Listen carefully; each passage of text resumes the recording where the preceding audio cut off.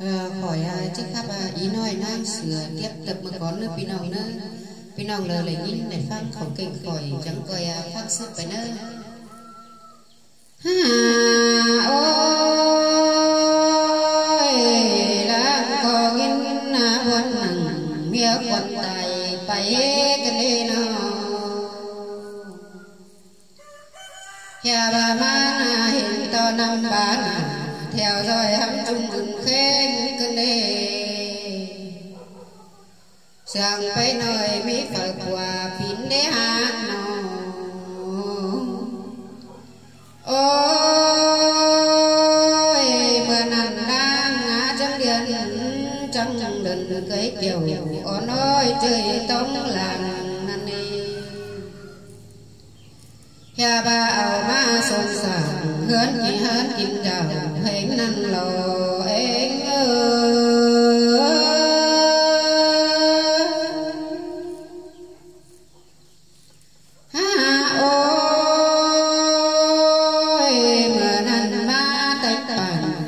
cờ đeo ngọn có xài năn nê nhà bà cô nó khổng quần coi chôm bài nên nơi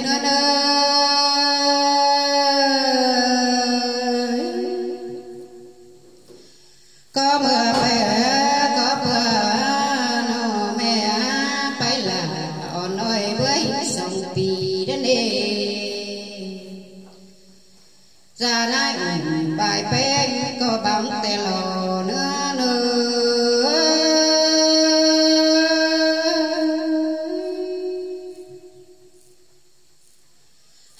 ôi mưa nằn êm mà phải ngoan hóa đúng một chú điều tôi ô bên nó hè bà chào bên ma sức xài mong coi âu nôi tên bát lần to lên lang có bụng đi là ổn mà ôi bát lần to làng có bụng đi là ổn mà bên mưa nằn chẳng phút trừ hè ý cắm sùng nằn đầu nữa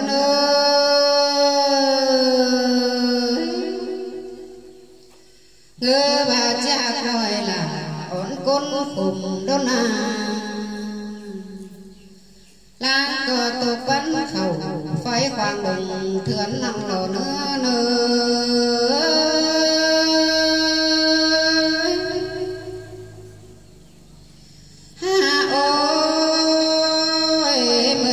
chớ lời cô hùng cầm cầu ba mây đồng thuyền phê khoảng năn nế anh đi là quá hùng cầm má dườn đỏ trống hoa kín tên này nữa nơi nó chớ năn cầm kín bày trống làng bắn bánh đan đề nữa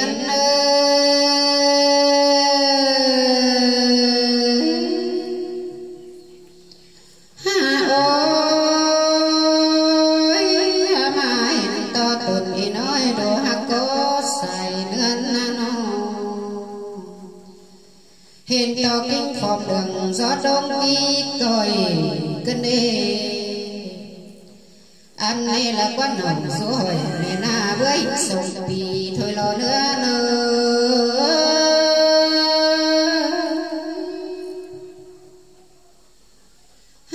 ôi uy có sông bao hồ đông đầy quăng nó để uy nó mai hiện to hiện héo sầu đường man bàn khét dẫm cửa cơn đầy nước nơi nó làng có nghìn khung chờ trăng thảm đầu kinh nhà bên nồi đi na hè ba khẩu cánh chim mẹ hở bánh bàn bảo để quý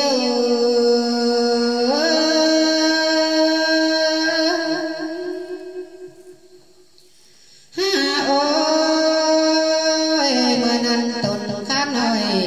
đủ bách hạt tốt nên mẹ có ổn nói kinh khẩu các bà bơi trên nó cơ bà lăng sừng nói con cùng đu khổ đi nó bát nàng đang giết vào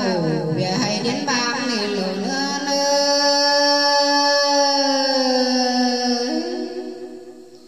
càng bên chớ để hình táo ấn hà giả đi na hiện to tông làng hà đúng thùng cửa cây đi nè man có làng xếp để ao nói là ổn cắm sùng thôi nà nữa nữa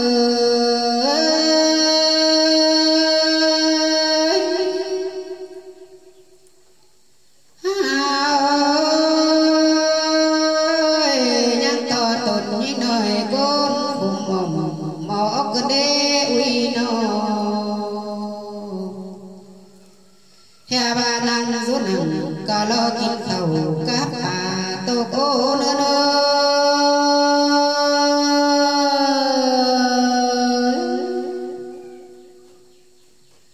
mưa nan đang mừng tà phó hình ớn bé ngầu mồ cơn đế uy nô liên chẳng kể phá ba hồi tám phá hươn ni đô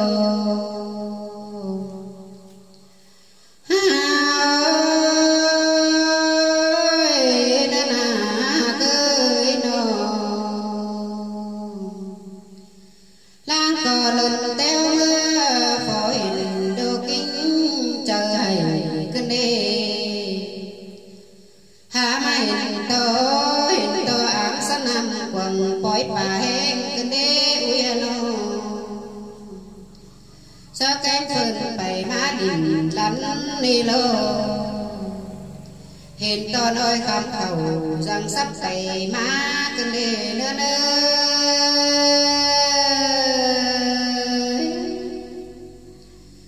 hè bà ơi rằng ui chầm bái đến đang ngắm bón năn nô ta thúng nông lại cưng đế ui há mà ô bà hết hờ nhìn không nhìn bạp cái này nữa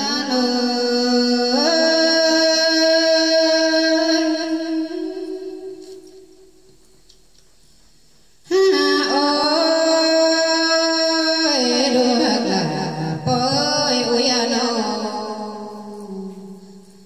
bò chẳng ba lo nồng bà rốt nằng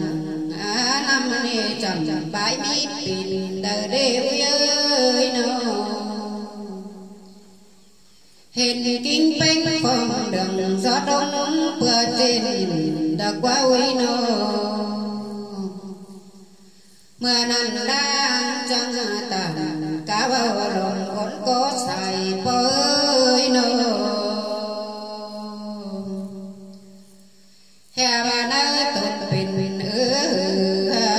không kinh đê ôi lang co xuân ổn kiểu đồ chân kính héo phòng đường kinh đê uy ơi nó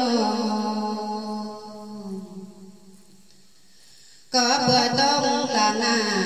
đón tràn đổ về ni lộ uy ơi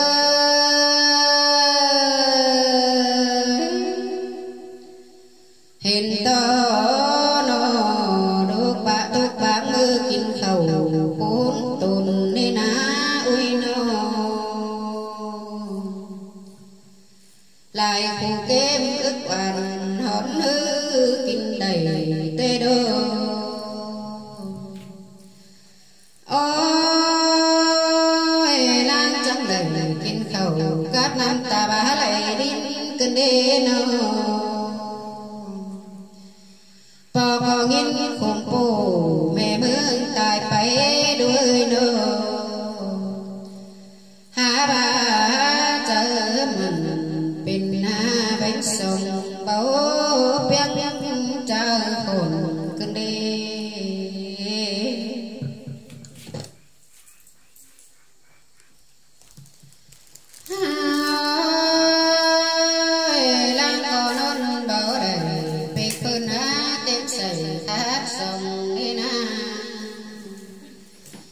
sang ta bảo hiền tê đó kinh cầu này lo lớn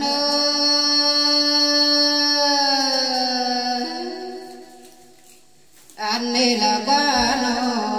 làm có dễ sang ta bảo hiền hà tê đó kinh nó này na đen trắng lần đông khảm ba mây đồng thướn phái quàng này lo nữa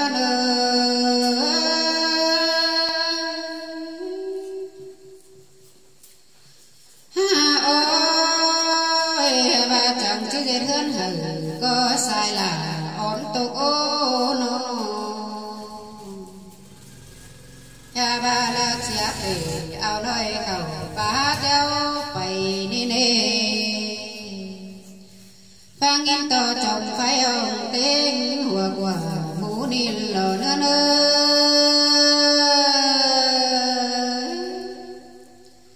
hình to sườn to nơi thế hay số đêm quần ba phái hoàng cơn đê có qua mẹ mình trình báo sườn trắng hoái bên miền nề lỗi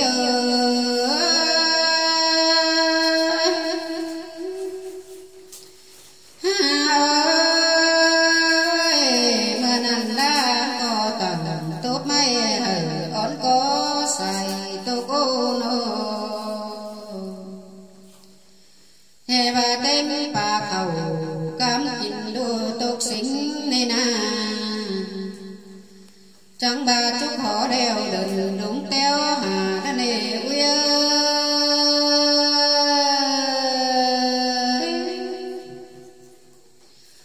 mưa nàn bà tê tầng xàm bắn hồn nhã tê đô hè bà nàn hà đô quần ba mây hiếm quầy bốn ngầm nằm nề đen ở nơi có sai khẩu rú tê đô chi mưa la trả nơi bài ủng khám hát hình tục ô đơn ô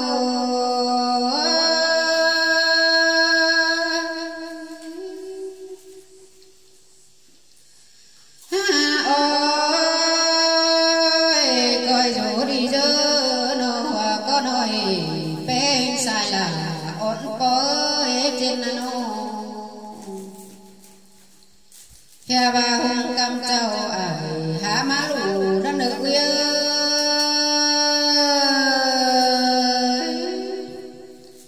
chớ nàn đón ân chưa hát tù phố đây còn mặn để nữa uy nó chớ để ẩu hôm hòn nhó bằng áp gì để nữa đồ là uy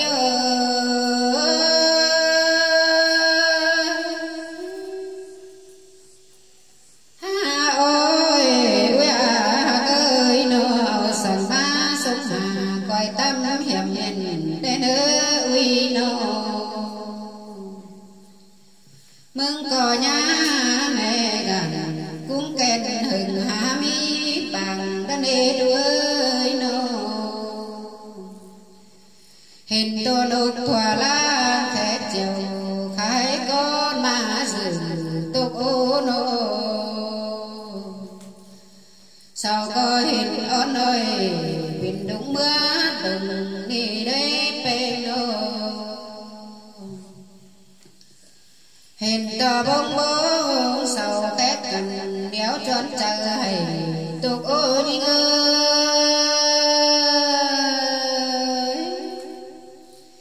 nhà bà tù cha mày tù đầu má cân đế hà nó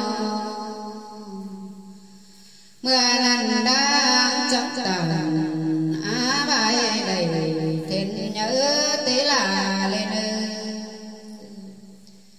quăng bồn nhang rú sùng coi coi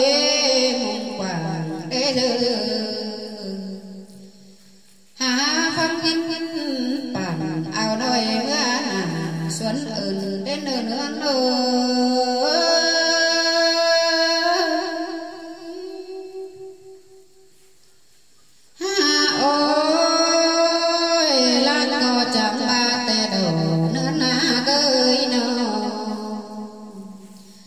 tê dương tê phú bầu ra chưa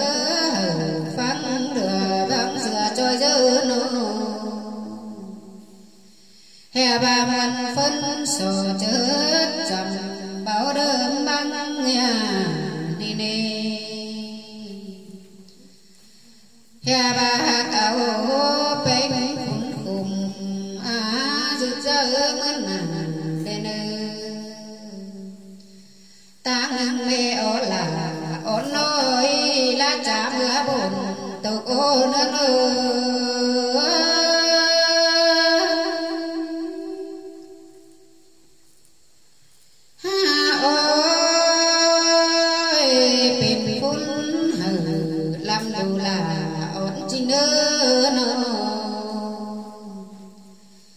mưa nằn lan sáng là ổn nơi ta thùng nông lầy tục ô trái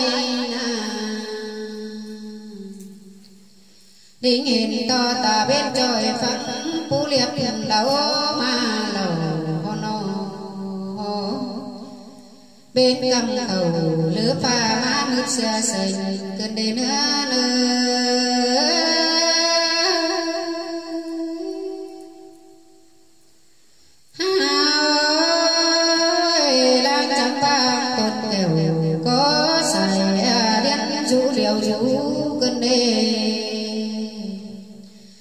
nói có nó tục chu mơ khó mộng bảo bạn cơn đêm ơi nó bát nâng lại quắp cầu thường sĩ múa xuân má đó đây hay nó mưa năn tồn khá nói nhìn không được áo cơn đêm là những ơi nó sang ba của hát điều lăng nặng ba mây hát rú điều dâng đi đế trên là nô na uy có chẳng ba lo sợ sợ má kín gôn khổ đế đơ trên là nô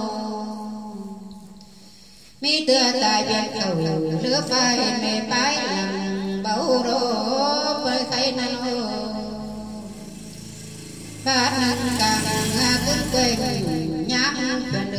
áo đi na chẳng bà nghìn bang hồng hà cụ nớp phà đi đồ nữa nơi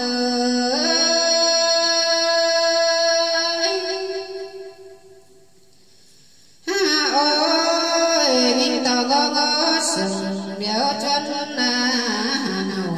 cứ để bé nhà bà mi mua cầu mà ăn huồn non tổ cô như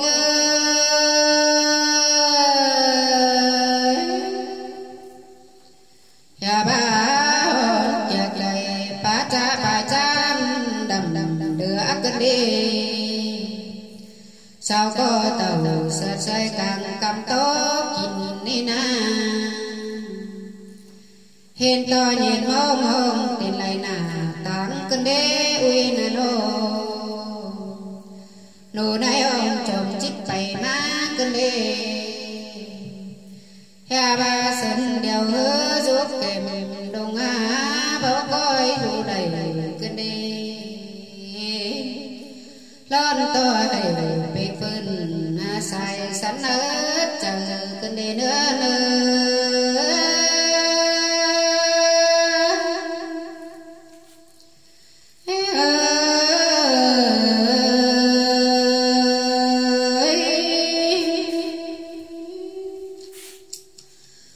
mưa năn hứa là